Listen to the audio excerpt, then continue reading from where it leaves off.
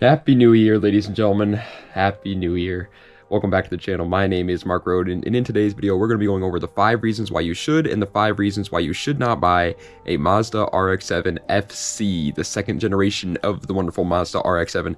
The way this video style works, in case you're new, is first we just go over one good thing, then one bad thing, then one good thing, then one bad thing, until we get to 10 total, 5 of each, obviously. And at the end of the video, I tell you my final thoughts on the car just as a whole, based on the very basic information about the car. And I scoured the internet to find like all the forums and stuff and all the common complaints, but also the common praises of the car, to put them in a list here. But with that being said, I've never actually owned one of these cars. So if you are an owner, or you know somebody that was an owner, and you think I got something wrong, or you think there's just something really important that I should have mentioned that I didn't mention, the comments are public. I greatly appreciate any constructive criticism, constructive feedback. I don't want to spread misinformation, despite what some of my comments may tell you. I do not want to spread misinformation. So, if any little extra bit of information would be greatly appreciated. Media of the day is Dark Souls. We're playing this over on my new gaming channel, Giggity Plays. Pinned comment below if you want to check that out. And so far, I am loving it.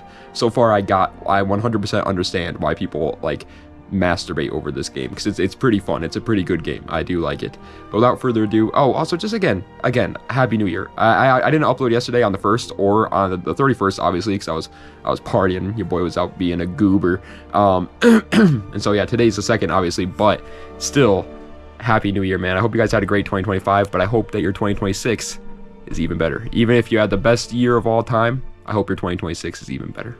All right, I hope it's great. My 2025, I'm going to be 100% honest with you guys, absolutely sucked. It was horrible, horrendous. It was one of the worst years of my life. So, yeah, hopefully we're going into 2026. It's only up from here. That's the good part about hitting the bottom, is you can only go up. So, 2026 hopefully is a lot better than last year for me. A lot of boring stuff. I hated 2025. Without further ado, let's go right into it with the 5 reasons why you should and 5 reasons why you should not buy a Mazda RX-7 FC. And reason number 1 why you should buy a Mazda RX-7 FC is the price. Now, these aren't cheap in the sense where you think about like a $3,000 dirt cheap car that you can get into, destroy the shit out of, and not have to worry about. No, they're still going to be around that like $5,000 to $10,000 range, which is still a little bit of money for sure. But when you compare them to other sports cars in the world, that's not that bad. You know what I mean? Now, is it worth the money? That's arguable. There's going to be some people that say they are worth the money. There are going to be some people that say they aren't worth the money. Me personally, I would say they are, but it's also kind of sketchy. But the price of these cars, I would say overall, is a good part of them. Spending less than 10 grand on any sort of rear-wheel drive fun Japanese sports car is always something that you gotta respect, even if it's a little bit more than it should be. But reason number 1 why I think you should not buy a FC RX-7 is, simply put, the space for these cars. Every single forum out there, every owner of an FC RX-7 pretty much said that the car, they needed more space. It didn't matter if they were shorter guys or if they were taller guys. Obviously, the taller guys are going to be even more uncomfortable. But even the short guys were saying that this car needs more space, both cabin and cargo. That's obviously not fun. It's something that a lot of people, I feel like, don't think about before they actually buy the car. I know I didn't before I bought my Integra. I bought my Integra and because I wanted an Integra. But after driving it for like literally just 1 week, I realized it's just too small of a car for me. It's uncomfortable to drive for my height. And you don't really realize that when all you see in front of you is all the cool clips of an FC RX-7 on the internet doing drifts and things like that. But when in reality, the space of the car on the inside is very cramped. But reason number 2 why I think you should buy an FC RX-7 is actually, again, going back to like the whole pricing thing, the whole money side of it, because I think that they're actually a pretty good investment. Now, it obviously depends on the one that you get, and it also depends heavily on your work ethic. Are you willing to put in the time to maintain a rotary powered car? Well, if you are, then I think these things are a very good investment. I really do. I don't see them going down in price, that's for damn sure. I only see them rising in price. This is just those 80s and 90s JDM cars in general. We've seen it time and time again with almost every single one of them. I mean, S chassis are almost 20 grand nowadays. Mark IV Supras it's impossible to find them under 50 grand. No, it doesn't even matter if it's an auto naturally aspirated one. It's going to be over $50,000 now. Like, they rise up in price. Now, obviously, would the FC RX-7 ever get to those prices? No, it won't. They're just not as popular as those cars. But you can just see it with like 60s muscle cars. Like, they just continue to rise, they continue to rise, and they continue to rise because everybody still wants them, but the number of them that's out there goes down. And the FC RX-7 is absolutely one of those cars.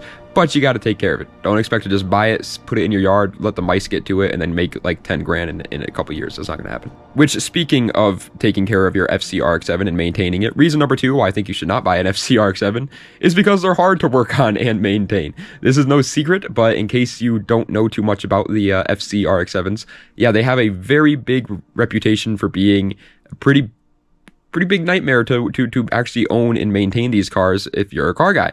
I say that because a lot of other people will just bring their cars to the shop, but us car guys, we don't do that. Actually, I don't even think you could bring an FC RX-7 to the shop, actually. So yeah, you're shit out of luck if that was what your idea was. But yeah, they're not fun to work on. They're not fun. And it's really just because of the motor. Anything else, it's fine. You know, suspension, fine. Transmission, fine. Diff, fine. Like, it's not hard to work on it in that aspect. It's just another 80s Japanese sports car. But the motor, for those who don't know, is a rotary powered motor. And rotaries are completely different from any sort of gas, regular old combustion engine.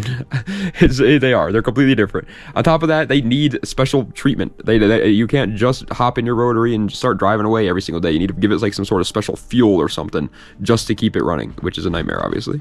But reason number 3 why I think you should buy a Mazda RX-7 FC is because they are rear-wheel drive and lightweight. Simply put, I don't care who you are, you will have fun in that platform. Okay, that's all there is to it. I know there are going to be front-wheel drive guys out there that are like, front-wheel drive's better, bro. Front-wheel drive's better. Dude, I have front-wheel drive.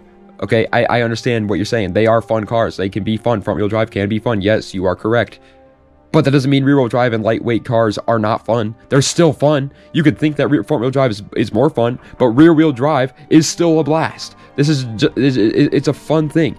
Now, obviously, this does hurt a little bit if you were looking at buying an FC RX-7 for like daily driving in the winter. But I mean, if you're thinking about doing that, I'm sorry, buddy, click off this video now. You got a lot more research to do before you're ready to watch videos on the FC RX-7, because no one's thinking that. Okay, nobody that's thinking about buying an FC RX-7 is thinking about doing so to daily drive it in the winter. All right, and so rear-wheel drive and lightweight, it's a good platform. It's a lot of fun. Doesn't matter if it has 160 horsepower. It's a lot of fun.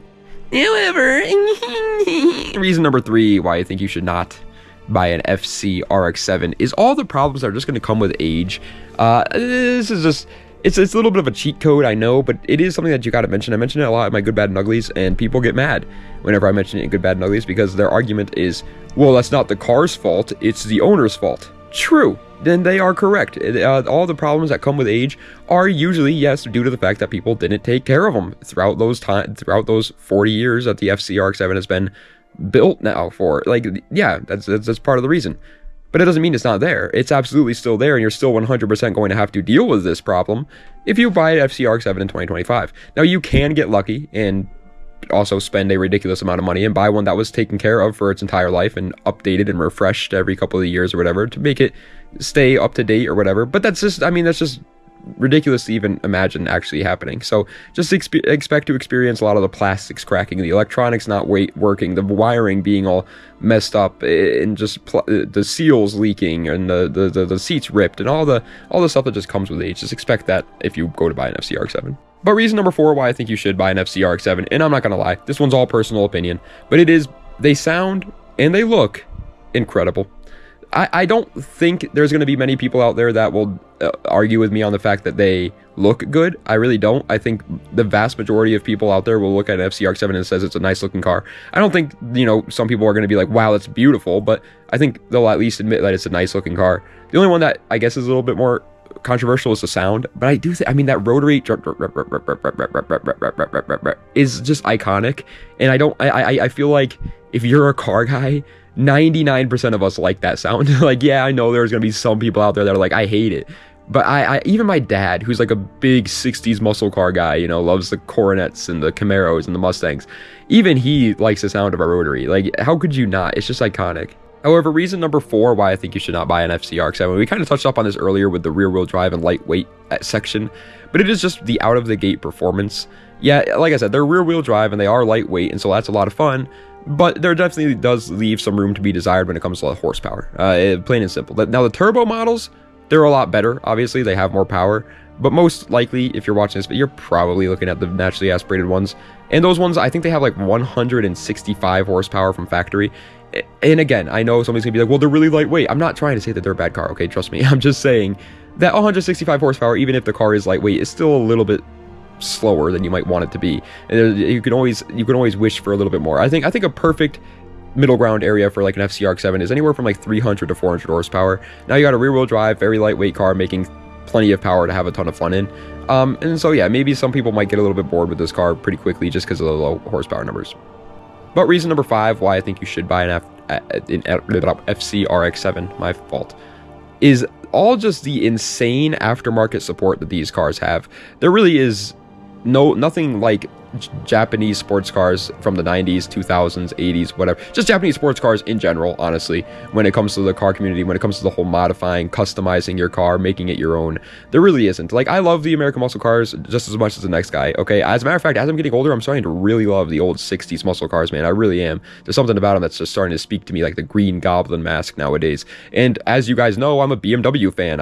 My favorite car brand of all time is BMW. It has been for years now. I love everything. But there's no denying the fact that the aftermarket support for Japanese sports cars is just so much better than everything else. You could change anything you want on your FC RX-7, and there's going to be 20 companies trying to get you to buy their part for it. It's ridiculous. You have tons of options, and you can 100% make it your own and make it unique, which is always obviously super cool. And now finally, reason number 5 why I think you should not buy a FC RX-7, and the final reason for today's list is the obvious reason, the big reason, the actual reason why you should probably not buy an FC RX-7.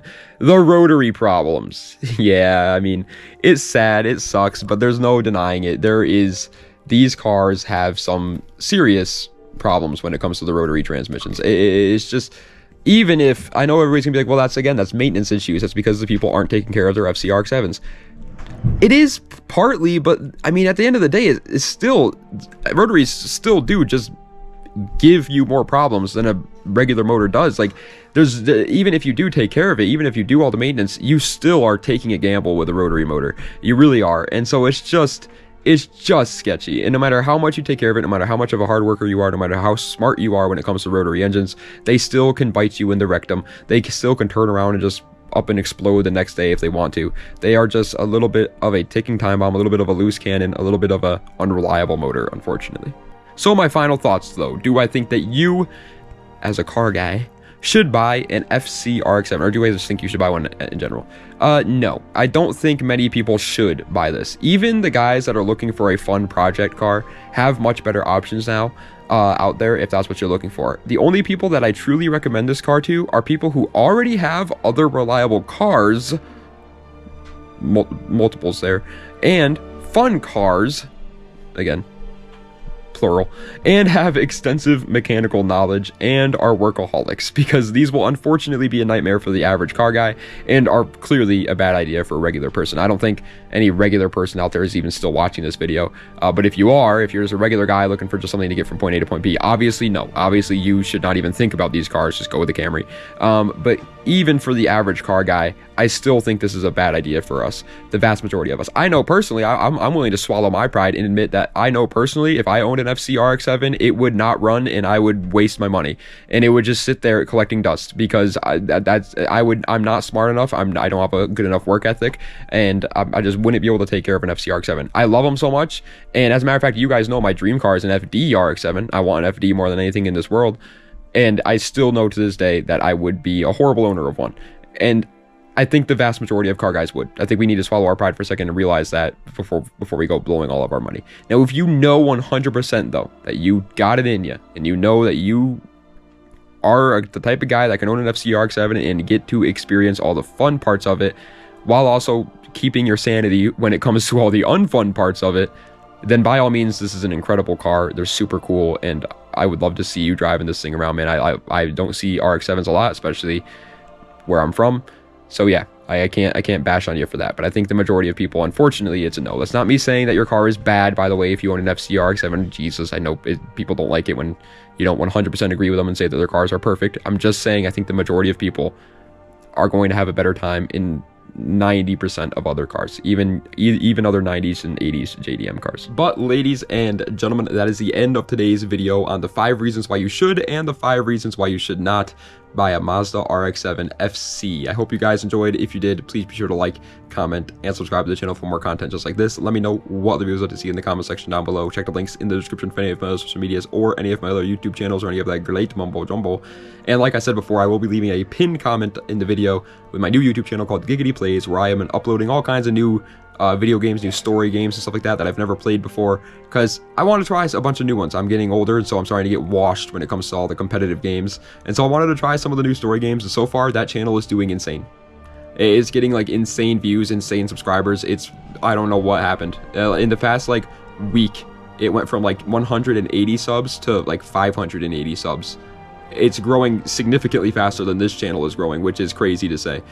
So yeah, thank you guys if you went over there and supported that channel at all in any way. I greatly appreciate it, and if you haven't, go check it out. Maybe you might enjoy it. I guess it's more enjoyable than I thought it would be, so clearly people are enjoying it somehow. But anyways, thank you guys so much for watching, man. I appreciate it. Let me know if you guys still are enjoying these style of videos. I enjoy making them, and the next one we're gonna do it on is the Acura Integra. Yeah, that's right, yeah, because I own an Integra, so I figured it would be smart to do one on the Integra. But by all means, any recommendations are also extremely welcome, as always, on the Mark Roden channel. Whenever we do like single car videos, I usually go off of recommendations.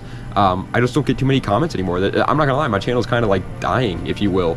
That's my fault, not your fault. That's my fault for being lazy and everything. But I don't get too many comments anymore, so I kind of just do it based on whatever ones I'm feeling like doing that day. So if you guys are interested, recommendations are always open, and there's a good chance you'll get a video of your car or whatever. But anyways, thank you guys so much for watching. Again, I hope your 2026 is incredible. I hope you had a great 2025. If you didn't, keep your chin up, man. 2026, it's right around the corner. I saw this thing online, and it was like, oh man, I forgot the quote already. Damn it. I literally, when I saw it too, I was like, don't forget that quote, because it's such a good quote.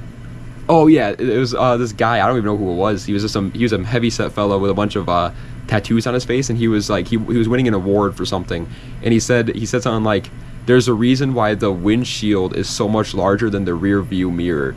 And I was like, ooh, that's a clean quote, man. 2026, even if you had a bad 2025, even if you're in a rough spot, man, just keep looking forward, man. You never know, this could be your year, and maybe it won't be your year. I'm not gonna be some super nice like yay guy. No, maybe you'll have another rough year, maybe you will, but maybe 2027 will be your year. All right, you just never know, man. Keep going forward, man. I hope you guys are doing great, and I hope you guys have a great year. Thank you guys so much for watching. Sorry again that I haven't been uploading recently, just with the holidays and also with my sickness. For those who don't know, I had like the world's strongest flu of all time over Christmas, so I couldn't upload for like 5 days straight. I literally was just a zombie, and so sorry I haven't been uploading for recently, but those are the reasons why. I don't really know what else I could have done. And also, you just gotta, like, I know you guys understand this, but whenever it comes to like New Year's and Christmas and stuff and Thanksgiving, you gotta take a time off, you know what I mean? Like, even for me, like, I'm a YouTuber, I get it. My job is nowhere near as hard as most of you guys' jobs, most likely. But at the same time, I still do work, you know what I mean? I still do spend time doing YouTube, and whenever it's around those times, I do like to just spend time with family and friends and enjoy myself and not think about YouTube, just like everybody else, and I hope you guys understand that. But anyways, thank you guys so much for watching. I appreciate it. Das Vidania, and have a nice night.